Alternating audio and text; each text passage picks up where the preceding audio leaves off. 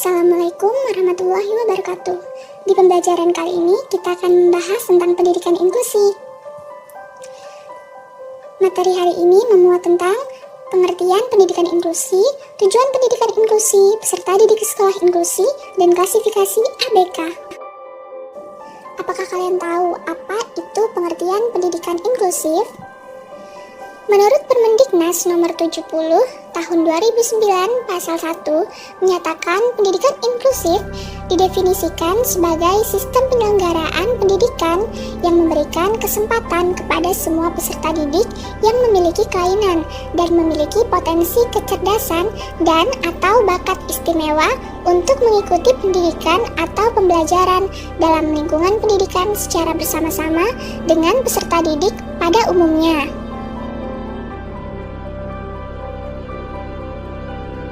Kemudian, apa tujuan dari pendidikan inklusif?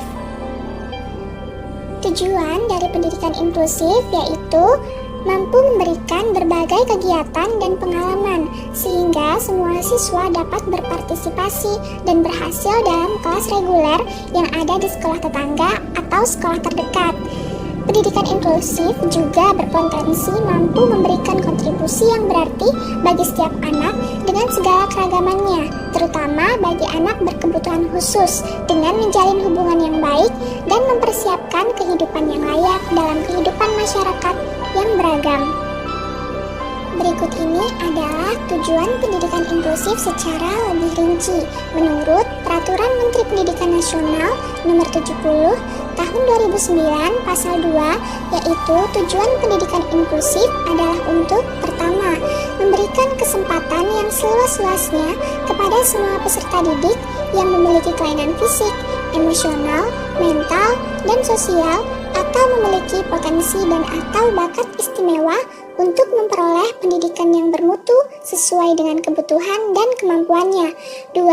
Untuk mewujudkan penyelenggaraan pendidikan yang menghargai keanekaragaman dan tidak diskriminatif bagi semua peserta didik.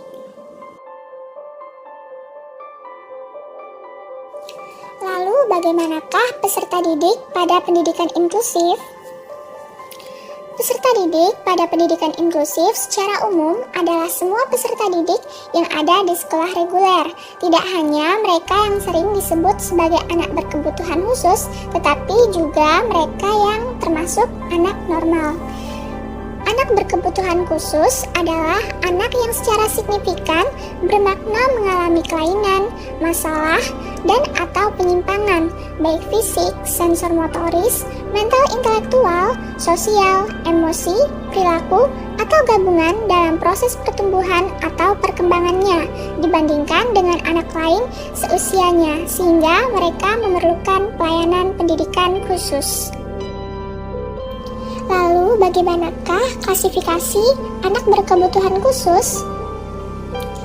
Menurut Depdiknas pada tahun 2006, untuk keperluan pendidikan inklusi, anak berkebutuhan khusus dikelompokkan sebagai berikut.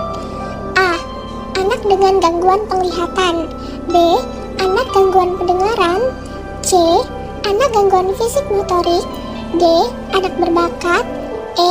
Anak gangguan intelektual. F. Anak lamban belajar. G. Anak berkesulitan belajar spesifik. H. Anak gangguan bicara. Dan terakhir, anak gangguan emosi dan sosial. Berikut ini adalah penjelasan lebih lanjut tentang klasifikasi ABK. A. Anak dengan gangguan penglihatan atau disebut juga dengan tunanetra. Anak dengan gangguan penglihatan mempunyai karakteristik sebagai berikut. A. Tidak mampu melihat. B. Tidak mampu mengenali orang pada jarak 6 meter. C. Kerusakan nyata pada kedua bola mata. D. Sering meraba-raba atau tersandung waktu berjalan. E. Mengalami kesulitan mengambil benda kecil di dekatnya. F. Bagian bola mata yang berwarna hitam, keruh, merah, atau kering. G. Peradangan hebat pada kedua bola mata. H. Mata bergoyang terus. Dan I. Menggosok-gosok mata secara berlebihan. Yang selanjutnya yaitu B. Anak gangguan pendengaran atau disebut juga dengan tuli, adalah kehilangan pendengaran yang sangat berat sehingga indera pendengaran tidak berfungsi dan karenanya bahasa menjadi terhambat. Anak dengan gangguan pendengaran memiliki karakteristik sebagai berikut. A. Tidak mampu mendengar. B. Terlambat perkembangan bahasanya. C. Sering menggunakan isyarat dalam berkomunikasi. D. Kurang atau tangkap bila diajak bicara. Ucapan kata tidak jelas. Kualitas suara aneh atau monoton. Sering memiringkan kepala dalam usaha mendengar. Dan yang terakhir, banyak perhatian terhadap getaran. Yang selanjutnya yaitu C. Anak gangguan fisik motorik atau tunadaksa. Tunadaksa ini dapat diartikan sebagai cacat tubuh di mana anggota tubuh mengalami kerusakan. Yang D.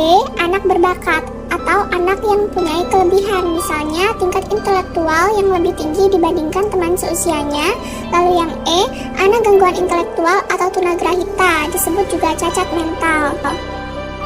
Yang selanjutnya yaitu adalah F. Anak lamban belajar, merupakan anak yang mengalami keterlambatan dalam berpikir saat belajar. G.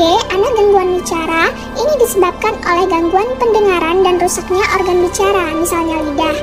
I. Anak gangguan emosi dan sosial adalah anak yang mengalami kesulitan dalam penyesuaian diri dan bertingkah laku sesuai dengan norma-norma yang berlaku. Jadi, dapat ditarik kesimpulan bahwa pendidikan inklusif memiliki peran yang sangat penting, yaitu untuk menjamin hak setiap orang agar mendapatkan pendidikan, menghilangkan diskriminasi terhadap anak berkebutuhan khusus, dan meningkatkan mutu pendidikan.